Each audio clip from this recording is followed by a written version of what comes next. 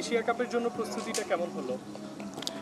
প্রস্তুতি মোটামুটি ভালো, কারণ হচ্ছে বৃষ্টির সিজনের কারণে আমরা হচ্ছে বেশিরভাগ টাইমে ইনডোরে প্র্যাকটিস করা লাগছে, আর হচ্ছে বেশিরভাগ আমরা ম্যাচই খেলছি, তো ভালো।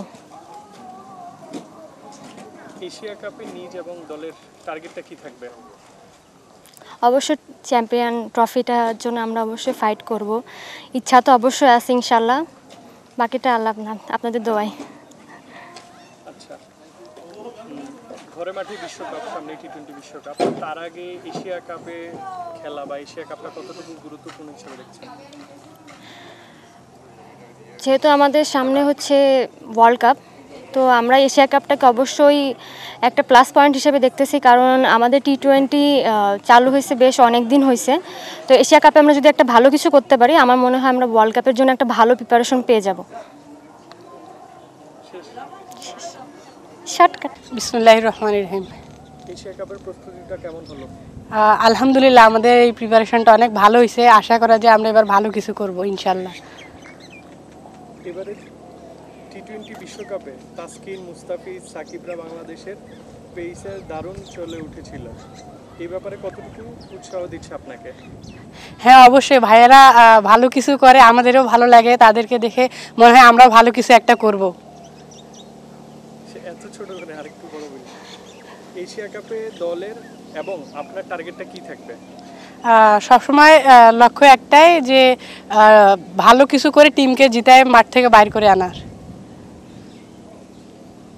সামনেই ঘরের মাঠে টি-20 বিশ্বকাপ, সে আসরে আগে এশিয়া কাপ দলের জন্য এবং আপনার জন্য কতটুকু গুরুত্বপূর্ণ?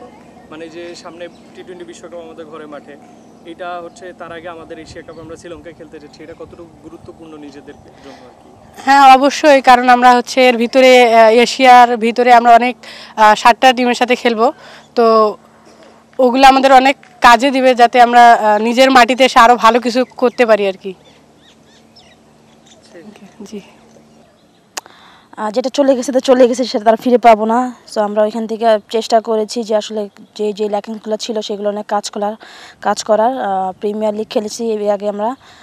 সো প্রিমিয়ার লিগ থেকে আমরা চেষ্টা করেছি যে কনফিডেন্সটা নিয়ে আসার। সো এখানে অনেক দিন আমরা ক্যাম্প করছি, কয়েকটা ম্যাচও খেলেছি, যদিও অনেক বৃষ্টি ছিল, তারপরে আমি বলবো যে আলহামদুলিল্লাহ যতটুকু হয়েছে আমরা চেষ্টা করবো যেন এটা আমরা মেন ম্যাচে ডেলিভার করতে পারি।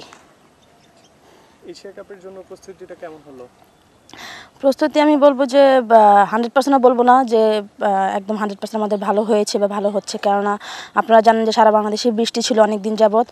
সো তার মধ্যে আমরা এখানে প্র্যাকটিস করেছি, ইনডোরে প্র্যাকটিস করেছি, আউটডোরে আমরা প্র্যাকটিস করার ওইভাবে সুযোগ পাইনি। তারপর আমরা এখানে 4-5টা ম্যাচ খেলেছি।